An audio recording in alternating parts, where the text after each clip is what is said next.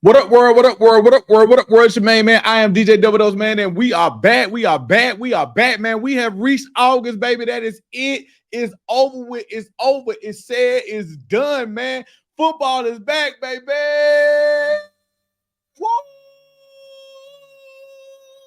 We survived, baby. We definitely survived, man. We are now in the month of August. We have football from now until February. Let's buckle up, put on your seatbelts, and let's get ready to ride. You feel me? What's going on, man? Mission man. I am DJ Double Dose, man, coming at you again with Double Dose of Reality Sports, man. And let's kick the damn thing off, man. We got to look fresh off of vacay.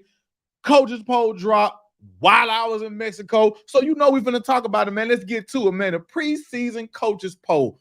What is our reaction to what the coaches decided they wanted to say?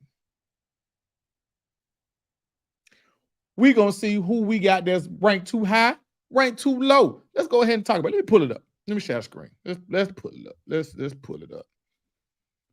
Oh, man. Here we go. Let's share the screen. Woo, woo.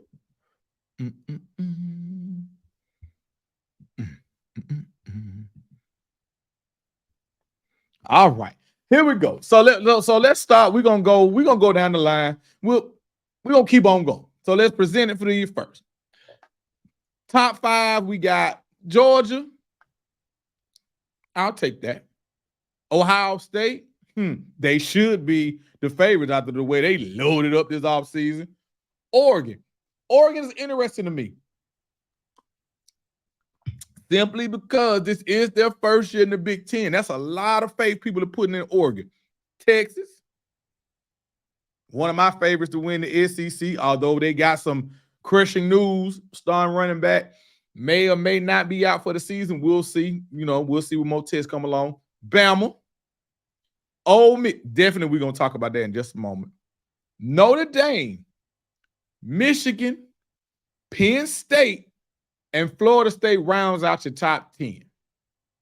We'll stay right there for right now. Let's focus on the top 10 first, and then we'll go down just a little bit. Now, here's my thing. Ole Miss, we're going to start right there.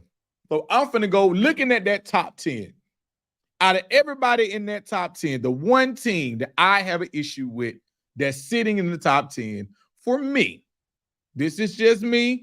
Hey, man, listen, if anybody want to disagree with it, hey, man, do your thing. I understand. But just for me, how in the hell do we have Ole Miss as number 6? Now, I say that because I understand they had a good season last year. Ended with the win in the bowl. Hey, man, I get it. But here's my 2 cents about Ole Miss and about Lane Kiffin. We have seen Lane Kiffin do great things down in Ole Miss. We have. He's done great job down at Ole Miss. Clap, clap, clap, and clap. However, when is Lane gonna win the big game, y'all? And I'm sorry, until I see Lane win the big game, I can't rock with it, man. I feel like right now, looking at the top 10, out of everybody that's sitting there, I feel like Ole Miss is overrated. That's just me. I mean, they could prove me wrong, and they have the opportunity too, because guess what? They do play Georgia. They absolutely do play Georgia this year. For me, I need to see Ole Miss actually win the big game, and then I can consider them, for me, a top 10 team. Now, I get it. It's preseason. Hey, man, look, we got to talk about something. We got to make polls. Everything has to be discussed. I 1,010% understand. But just at a quick glance, looking at that top 10 right now, just for me, the one team that stands out the most for me is Ole Miss. I feel like they're a little bit overrated. My number 2 team in the top 10 that seems to be, I wouldn't say they're a little bit high because of the talent level that they have. They have great coaching, and they have the talent. But I'm going to say the same. If I'm going to say that about Lane, I got to say the same thing about Oregon. Although, Dan Lanning, you ain't been there long enough for us to say, can you or can you not win the big game? Although you did lose both times to Washington last year. I'm just saying.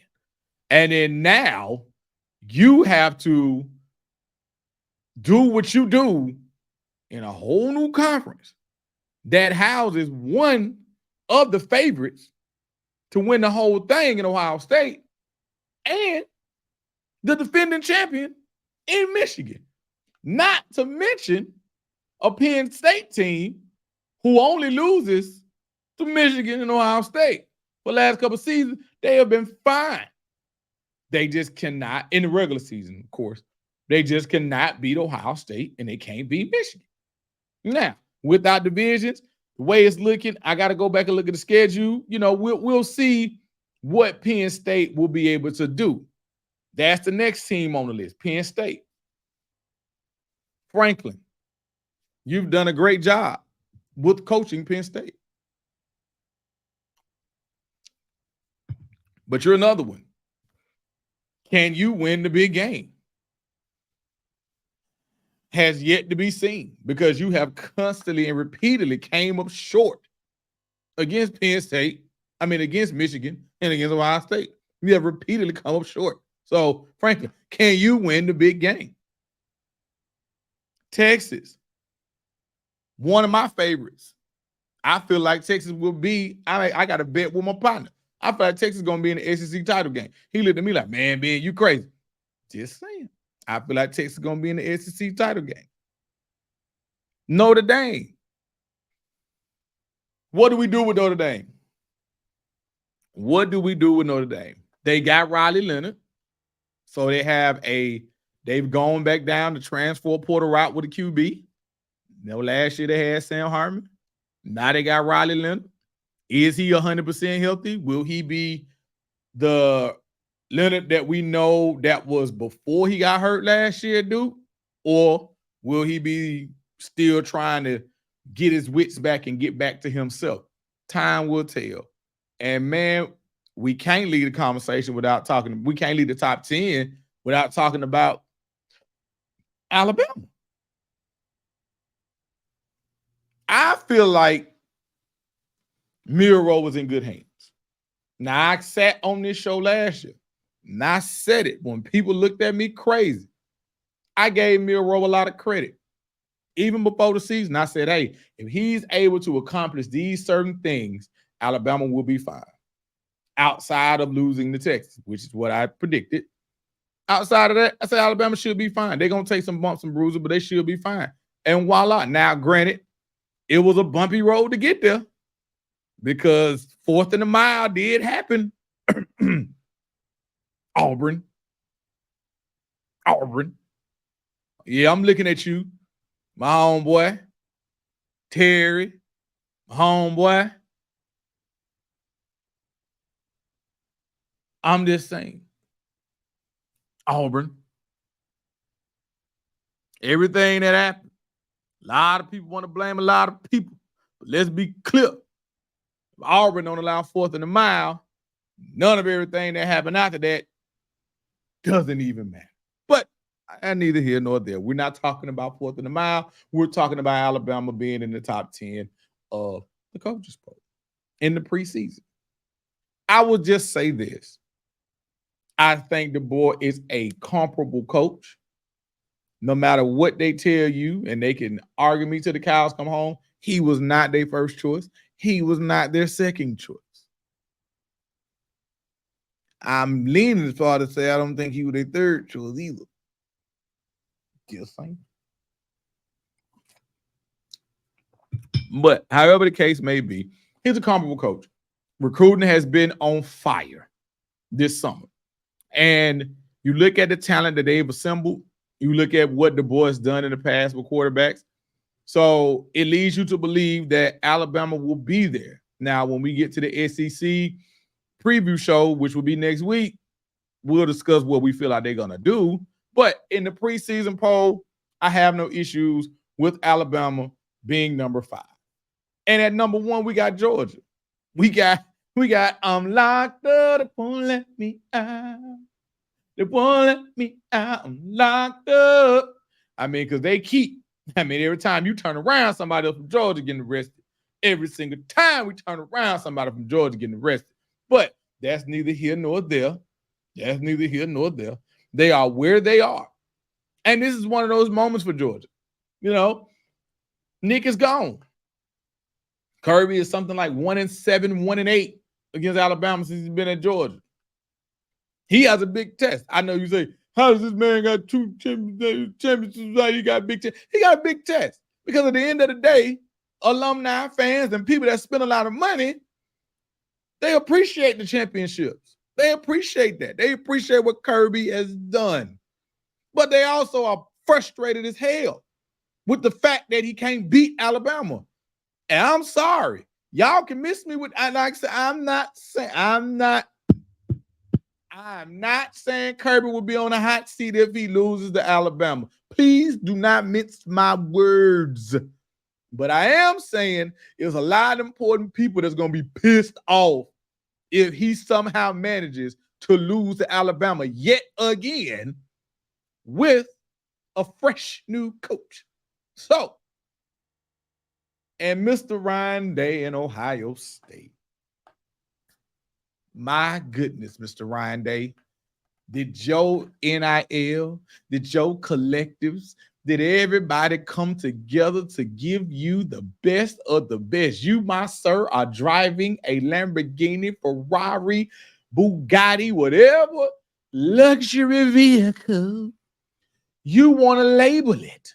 You are driving said vehicle, Mr. Ryan Day, and I don't think nothing less than at the bare minimum Big Ten title. Bye in the playoffs. That's the bare minimum with what has transpired in the offseason for Ohio State that I think your fans and people that spend the money that they spend are going to accept the bare minimum. Mr. Ryan Day, Mr. However you do that shit, they ain't accepting nothing but a Big Ten title, i.e. a Big Ten title in the playoff bye. Anything other than that, if you mess around and let Oregon come around and win the Big Ten in year one on your watch with what they invested into you, but I'm just saying. And then you got Michigan. A lot of people think Michigan gonna fall off. I don't know why. I mean, Sharon is a good coach. Look at last year. A lot of the key wins, he was the coach because Harbaugh was suspended. He's been offensive coordinator. Okay, they lose the quarterback. All right, they still got Donovan Edwards. They still got Lovely. They still got weapons. They may got, they lose Roman, the receiver, but they still got weapons. And their defense is nasty. Probably one of the best defenses in the nation, depending on who you ask. So for me, I don't think that Michigan is going to fall off as much as people may think they are, but that's just me. And then you round out the top 10 with FSU at number 10. Hey, man, listen, I think that's a good spot for Florida State. Me personally, I know what we are returning. The defense is going to be the strength of this team. We got DJU. We pretty much going to ask DJU, hey, man, we got a good-ass defense on the other side of that ball, man. Just don't fuck it up. Just don't fuck it up. If it ain't there, we got a damn near all ACC punter and a hell of a defense. So all Mike Norvell is going to ask you to do, don't fuck it up. If it ain't there, take it, get out of bounds, punt, we live to fight another day. You don't have to play. As long as DJU understands, you don't have to play hero ball. Florida State is going to be fine, and Florida State will be your ACC champions. Just look, we're going to get to that next episode. We're doing an ACC Big 12 preview. And then if you just scroll down just a little bit, we scroll down just a little bit, you scroll down just a little bit, we got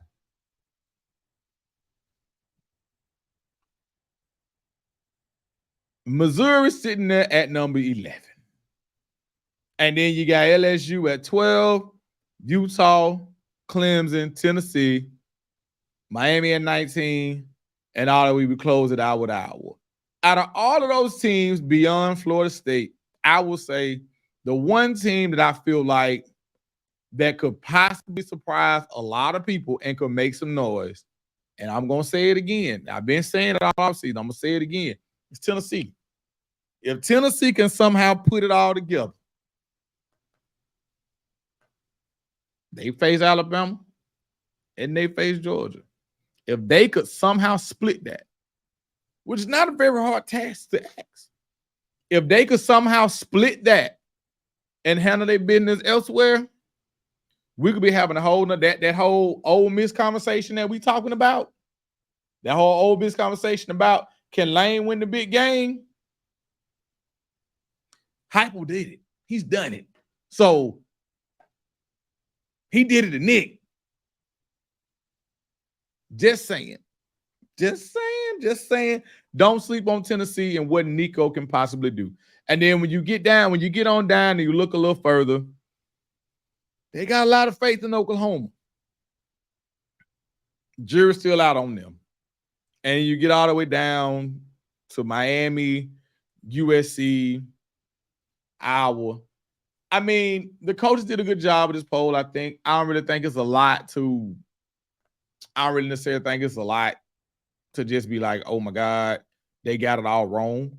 But that's just me. I mean, I think they did a good job with the preseason top 25 poll, coaches poll. I'm cool with it. I'm interested to see as we get closer, does things change? But we'll see.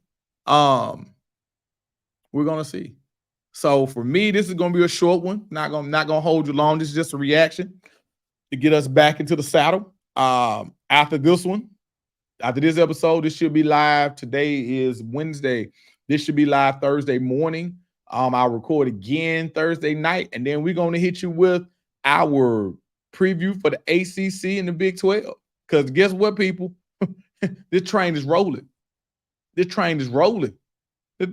Before you know it, it's going to be 0 week, and we're going to be kicking a lot of things off, man. So appreciate everybody. Appreciate everybody for being patient with me, man. The summer is over, man. We locked and loaded 2 episodes a week. Let's go ahead and get it, man. All gas, no breaks, man. Just remember, I say it each and every episode, man. Live, laugh, and love, man. Live your life to the fullest. Love on the people that love you back, and find you something to laugh at each and every day, man.